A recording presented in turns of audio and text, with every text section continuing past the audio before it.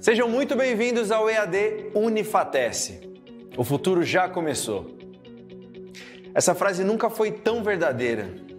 A gente está vivendo a maior revolução tecnológica que a humanidade já viu. São novas formas de trabalhar, de empreender, novos jeitos de se comunicar, novas maneiras de ensinar e de aprender. E você está de parabéns por fazer parte dessa revolução digital aqui no Centro Universitário Unifatece, uma instituição de ensino inovadora e acessível que está levando a educação de qualidade para todo o Brasil. Nossa rede de polos parceiros não param de crescer. Já estamos presentes em todas as regiões do país. Ofertamos mais de 200 cursos de graduação e pós-graduação nas modalidades EAD e semipresencial. Com metodologia flexível e inovadora, nossos cursos estão organizados em trilhas de aprendizagem que facilitam o desenvolvimento acadêmico dos alunos de forma intuitiva e dinâmica. Além disso, nossos estudantes têm suporte e acompanhamento pedagógico constantes com o melhor time de professores e tutores do Brasil. E para os cursos e disciplinas que necessitam de atividades práticas presenciais, a gente criou os megapolos que contam com uma infraestrutura inovadora, com laboratórios totalmente equipados e tutores especializados. Viu só? É por isso que a EAD Unifatece é nota máxima no MEC. Centro Universitário Unifatece, fazendo o seu futuro.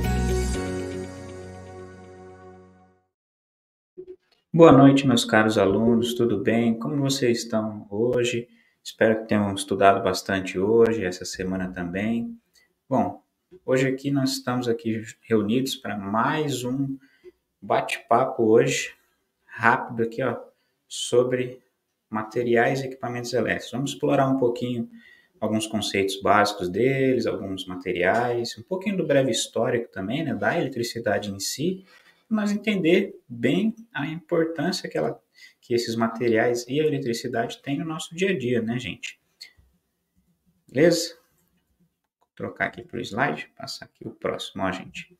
Bom, eu vou começar sempre falando com a origem da eletricidade, né? Dar um breve histórico aqui para vocês, né, gente? Que, basicamente, a origem da eletricidade ela se deu lá na antiga Grécia, quando o filósofo Tales de Mileto, no século VI a.C., ele, pela primeira vez, ele observou um fenômeno lá acontecendo, que quando ele pegou um material lá chamado âmbar, ele esfregou um pouco esse material e ele viu que aconteceu alguma atração em alguns outros materiais em relação a esse, né? E ele verificou que havia algum efeito ali, né? Foi denominado eletricidade, né? Foi mais definido depois como eletricidade, né? Mas o início se deu lá na antiga Grécia. Aí ficou um bom tempo parado, né? Os avanços nos estudos da eletricidade em si, né? E ela ficou bastante estagnada, né? Só em 1600 que foram refazer esse experimento, né? Que o Thales fez com outros materiais, né? Isso. Só que apenas em 1750, ou seja, mais 150 anos aproximadamente, que Benjamin Franklin começou a estudar a transferência de cargas elétricas, né? E lá depois em 1800 a gente já teve mais cientistas estudando melhor a eletricidade, né? A gente já teve Alessandro Volta, Michael Faraday, Maxwell, Thomas Edison, Nikola Tesla, né? E muitos outros também. Eles fizeram diversos avanços importantíssimos para a gente ter eletricidade e os diversos equipamentos elétricos, né? Que a gente tem hoje em dia. Então, assim, vocês podem ver que já é um conceito bastante antigo, mas ele só foi se desenvolver de uma forma como a gente conhece hoje em dia, mais recentemente, né, gente? Vou começar falando um pouquinho sobre os tipos de materiais elétricos, né? Basicamente, a gente tem 3 grandes grupos deles, né? A gente tem os materiais condutores, os materiais isolantes e os materiais semicondutores, né? Bom, basicamente, os nossos condutores são aqueles materiais que permitem que a gente conduza a nossa eletricidade a partir deles, né? Normalmente, a gente sempre lembra de um fio, né? De um fio elétrico, um fio de cobre, às vezes um fio de alumínio ou algum outro tipo, que, em geral, também os metais, né? No geral, são normalmente condutores, né? Que eles permitem uma passagem fácil de corrente elétrica por eles. Então, a gente normalmente denomina eles como condutores, que eles têm essa propriedade de permitir facilmente a passagem de elétrons por ele. Não significa que, por exemplo, um material isolante, ele tem a característica dele, né, de ele ter dificuldade de conduzir corrente elétrica nele. Às vezes as pessoas têm a ideia que um material é isolante, não conduz de jeito nenhum. Não é bem assim.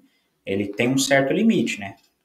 Por exemplo, se a gente tem um plástico, o plástico ou madeira, por exemplo, eles naturalmente, assim, como a gente encontra eles na natureza, né? Sei que o plástico a gente normalmente não encontra na natureza, mas vamos encontrar dessa forma, né?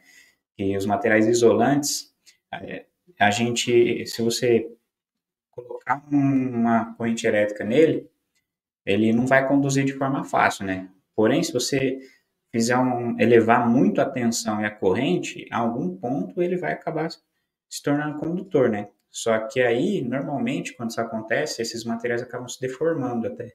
Vocês podem ver, por exemplo, se um plástico, quando você tenta elevar muita tensão e a corrente, você vai acabar, como ele é muito isolante, ele vai dissipar muita energia em forma de calor, porque vai ser muito difícil passar. Aí ele acaba derretendo, em vez de você conduzir eletricidade, né?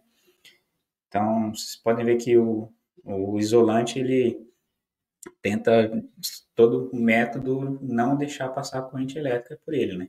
E a gente, por fim, a gente tem os semicondutores, né? Como o nome vocês devem ter percebido, ele é parecido com os condutores, mas tem os semi antes. O que isso significa? Que são materiais que eles podem ou não apresentar essa capacidade de condução, né? Que ele tem momentos específicos que eles conduzem e momentos específicos que não. Normalmente a gente utiliza os semicondutores, né, principalmente na eletrônica, que a gente tem, por exemplo, os transistores, né, que são materiais que são dispositivos eletrônicos que utilizam muito bem os semicondutores, porque a gente precisa que, ora eles estejam conduzindo, ora não. Que aí a gente consegue, os efeitos que a gente tem, né, na eletrônica, por exemplo, de ter um momento que está ligado, algum circuito, e outro momento que ele não está ligado, né? Que a gente traz o famoso binário, né? O 0 e 1 lá, que é o ligado ou desligado, né? Que os dispositivos eletrônicos entendem. Então a gente tem basicamente esses três grandes grupos de materiais elétricos, né? Os tipos de materiais. E já equipamentos elétricos, a gente tem uma infinidade de possibilidades de exemplos hoje em dia. Vou trazer alguns aqui que são mais comuns e fáceis de vocês verificarem, né? Por exemplo, um disjuntor, ele é um equipamento elétrico. Para que ele serve? Ele é utilizado para a gente normalmente fazer a proteção e o seccionamento de um circuito. O que é o seccionamento? É você poder ter a capacidade de deixar ele aberto ou fechado, né? Tipo, você ter a possibilidade de parar a condução da corrente nele quando for necessário.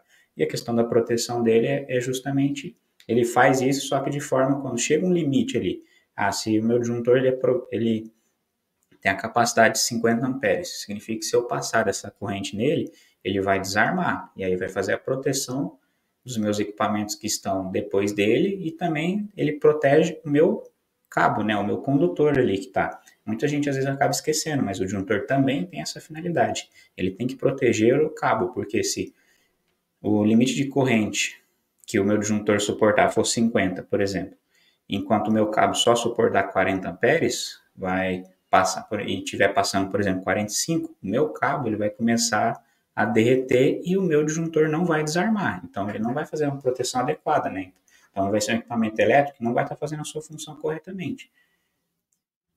Além disso, a gente tem os fios, né, que eu citei agora há pouco, né, que são, acredito, o disjuntor e os fios, são as coisas mais comuns que a gente pode ver, né, você pode ver na sua própria casa, acredito que todo mundo já deu uma olhada lá no padrão de entrada, né, onde chega a energia da concessionária, você sempre tem um disjuntor lá, além disso você tem os fios que passam nas redes elétricas, né, até trouxe uma imagem aqui, a primeira do canto esquerdo, ela traz, né, as torres de transmissão com seus fios passando por ela.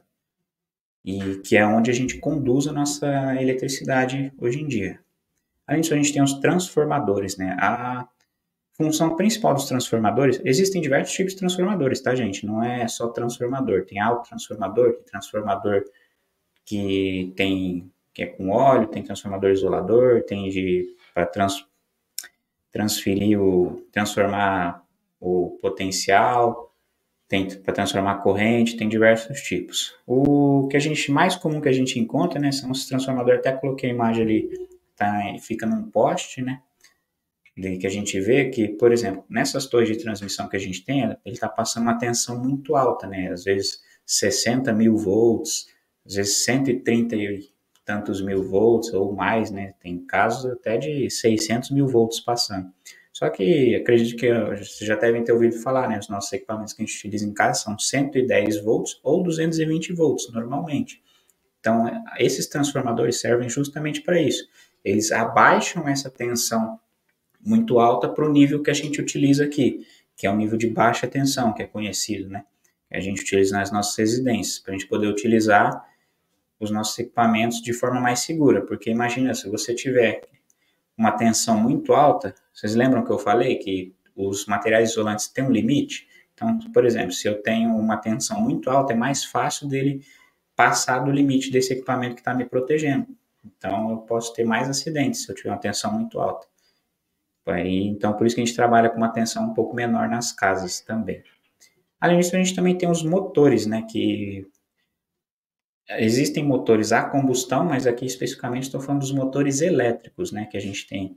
Então, agora, hoje em dia, está se popularizando bastante, tem patinetes elétricos, bicicletas elétricas, né, e até os carros elétricos, né, e algumas motos também, mas motos é um pouco menos comum. Está se popularizando esses motores elétricos para locomoção, né, mas os motores elétricos em si, eles já existem já tem um bom tempo, só que eles são mais utilizados na indústria. Normalmente, é onde eles são primordialmente utilizados, né. Mas a gente pode ver que eles, conforme vai passando o tempo, os estudos vão avançando, a gente consegue trazer novas funcionalidades para um equipamento. Tá aí o caso do motor elétrico, para a gente ver, né?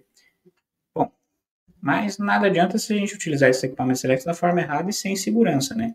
Então, trazer aqui para vocês, ó, duas normas regulamentadoras que elas falam bastante sobre essa questão da segurança, principalmente quando a gente está trabalhando com eletricidade, que a primeira é a NR10, que eu acredito que muitos já devem ter ouvido falar dela em algum momento, e a segunda é a NR6.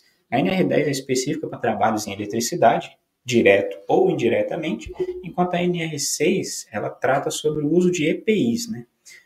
Alguns pontos, né, que a NR10 traz para a gente é que a gente sempre tem que desenergizar, né, o nosso circuito ali, o local que a gente está trabalhando.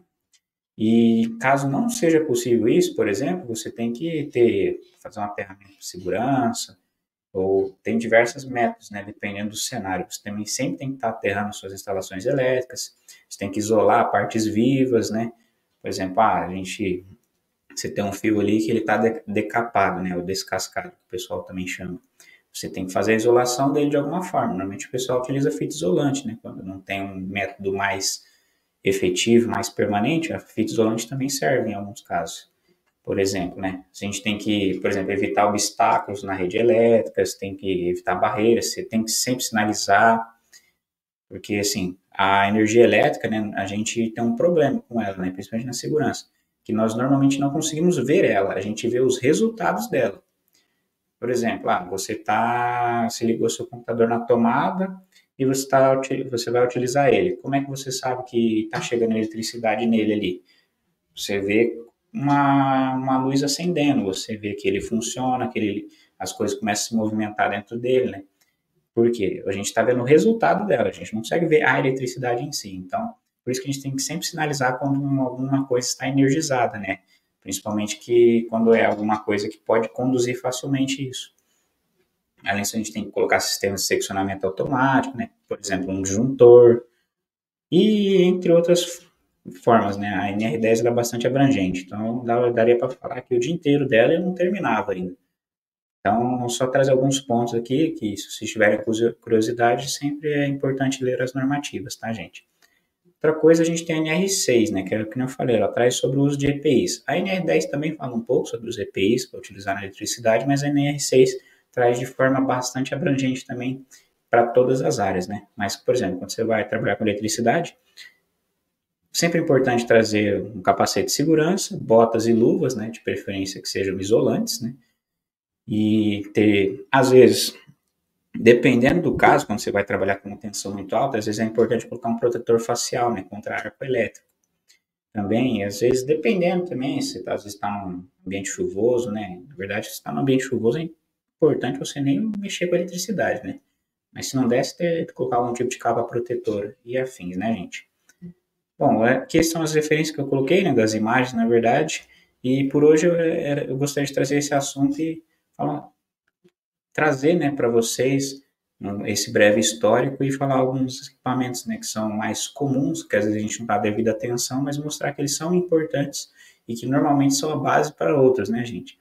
Então, agradeço a atenção de vocês, espero que tenham gostado da aula e tenham aprendido bastante. Até mais, até uma próxima, gente.